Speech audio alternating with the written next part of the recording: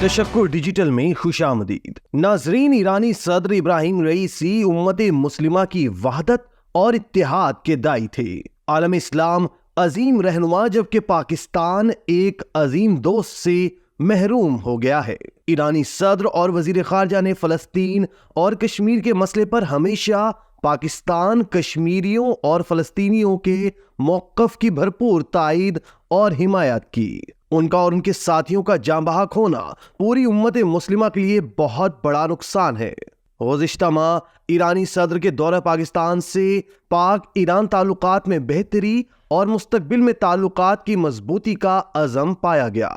दोस्तों, हम आपको इब्राहिम रईसी की जिंदगी के हवाले से बताते हैं। इब्राहिम रईसी 1960 में ईरान के दूसरे बड़े शहर मशहद में पैदा हुए। उनके वालिद एक आलिम थे और इब्राहिम सिर्फ 5 बरस के थे जब उनके वालिद इस दुनिया फानी से कूच कर गए। उन्होंने अपने वालिद के नक्शे कदम पर चलते हुए 15 साल की उम्र में मुक़द्दस शहर कुम से एक मदरसे में तालीम हासिल की। एक तालिब इल्म के तौर पर उन्होंने मगरबी हिमायत याफ्ता शाह ईरान के खिलाफ मुजाहिरों में भी हिस्सा लिया।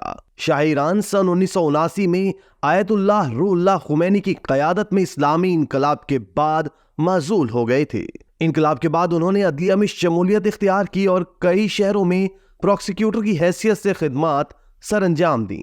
इस दौरान वो आयतुल्लाह खामेनी की ज़ेरे तरबियत भी रहे, जो सन 1981 में ईरान के सदर बने। इब्राहिम रईसी सिर्फ 20 बरस की उम्र में तेहरान में डिप्टी प्रोसिक्यूटर के ओहदे पर फाइज हुए। 2014 में ईरान के प्रोसिक्यूटर जनरल मुकर्रर होने से पहले तेहरान के प्रोसिक्यूटर, फिर स्टेट इंस्पेक्टोरेट ऑर्गेनाइजेशन के सरबराह और अदलिया के पहले नायब सरबराह के तौर पर खिदमत अंजाम देते रहे। 2017 में रईसी ने सदारत का उम्मीदवार बनकर मुबस्सिरीन को हैरान कर दिया था। 2017 के इंतखाबात में हसन रूहानी, जो इब्राहिम के एक साथी आलिम थे, उन्होंने इंतखाबात के पहले मरहले में 57% वोट हासिल करके भारी अक्सरियत से दूसरी मर्तबा कामयाबी हासिल की। दूसरी मर्तबा 2021 में वो 62.9% वोटों से ईरान के 8वें सदर मुंतखब हुए। इक़्तिदार के 1 साल बाद ही इब्राहिम रईसी की हुकूमत को 22 साला मिर्ज़ा अमीनी की हिलाकत के नतीजे में मुल्क भर में एहतजाज का सामना करना पड़ा था। ताहम मार्च 2023 में इलाकाई हरीफ तस्वुर किए जाने वाले ईरान और सऊदी अरब ने हैरानकुन तौर पर एक मुआहदे पर दस्तखत किए थे, जिसके बाद दोनों मुल्कों के दरमियान सिफारती ताल्लुकात बहाल हो गए थे। गजा में 7 अक्टूबर को शुरू होने वाली जंग ने खित्ते में तनाव में एक मरतबा फिर इजाफा कर दिया था और अप्रैल 2024 में ईरान ने इसराइल पर बराह रास्त सैकड़ों मिसाइल और रॉकेट फायर किए थे। नाजरीन, ख़ारजा पॉलिसी में इब्राहिम रईसी इलाकाई खुद मुख्तारी के हामी थे। अमरीकी अफवाज के इनकला के बाद उन्होंने अफगानिस्तान में इस्तेहकाम की हिमायत की और कहा कि अफगान सरहद के इतराफ दाइश जैसे किसी भी दहशतगर्द ग्रुप को पैर जमाने नहीं दिया जाएगा। इब्राहिम रईसी ने शाम के साथ स्ट्रेटेजिक रवाबित मुस्तहकम किए, यमन में सऊदी नाकाबंदी की शदीद मुखालफत की, यूक्रेन जंग में रूस की हिमायत का ऐलान किया और 2023 के दौरे चीन में सदर शी जिनपिंग से मुलाकात के नतीजे में दोनों मुल्कों ने 20 मुआहदे किए और कुछ ही दिनों बाद इब्राहिम रईसी की क़यादत में ईरान और सऊदी अरब ने 2016 से मुनक़ता सिफारती ताल्लुकात बहाल किए। इब्राहिम रईसी ने गजा जंग में इसराइली जाहरियत की शदीद मजम्मत की और कहा कि अमेरिका की मदद से इसराइल गजा में फ़लस्तीनियों की नस्ल कुशी कर रहा है। उन्होंने 2021 में एक ऐसे वक्त में बतौर सदर मुल्क की बाग दौड़ संभाली थी जब ईरान शदीद समाजी बहरान के साथ साथ अपने मुतनाज़ा जोहरी प्रोग्राम के सबब अमेरिका की आयद की गई पाबंदियों की वजह से माशी दबाव का शिकार था। उन्हें अपने दौर में उस वक्त शदीद मुश्किलात का सामना करना पड़ा था जब सितंबर 2022 में मिर्ज़ा अमीनी की दौरान हिरासत मौत के बाद मुल्क भर में बड़े पैमाने पर मुजाहरे किए गए थे।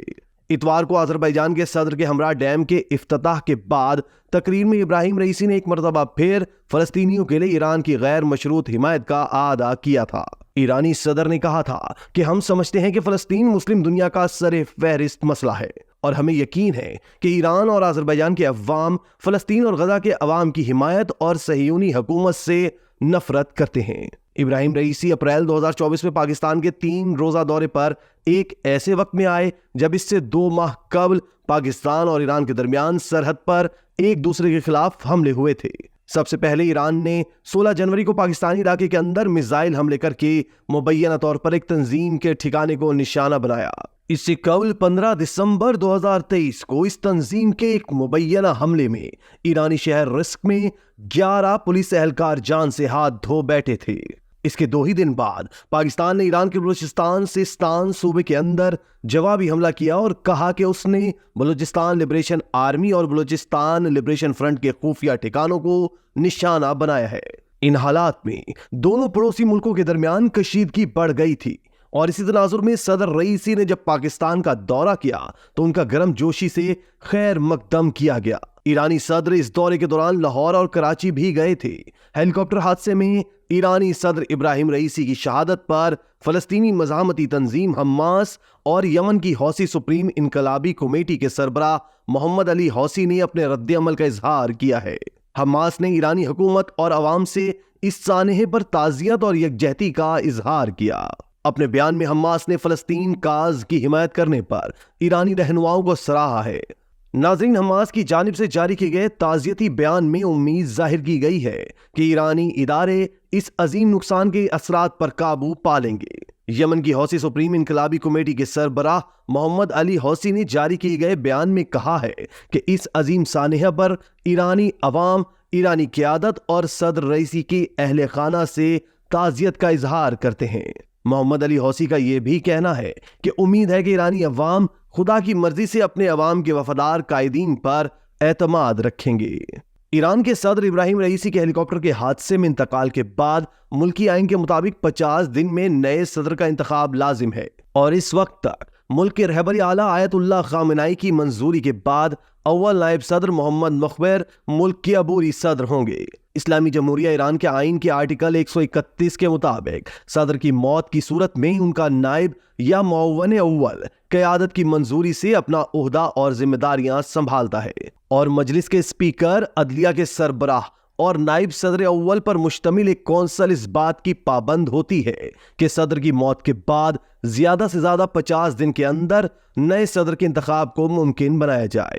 इब्राहिम रईसी के नायब अव्वल बनने से पहले मोहम्मद मुखबिर तकरीबन 15 साल तक इस्लामी जमहूरिया ईरान के अमीर तरीन इक़्तिसादी ग्रुपों में से एक के सरबराह थे। ये इदारा बराह रास्त इस्लामी जमहूरिया ईरान के रहबरे आला की ज़ेरे निगरानी काम करता है और किसी भी इदारे को जवाबदेह नहीं है। इसी तरह की मज़ीद वीडियोस देखने के लिए आप हमारा चैनल सब्सक्राइब करके बेल का आइकॉन प्रेस करें। इसके अलावा अहलियान कराची के लिए रोज़नामा तशक्कुर हर स्टॉल पर मौजूद है।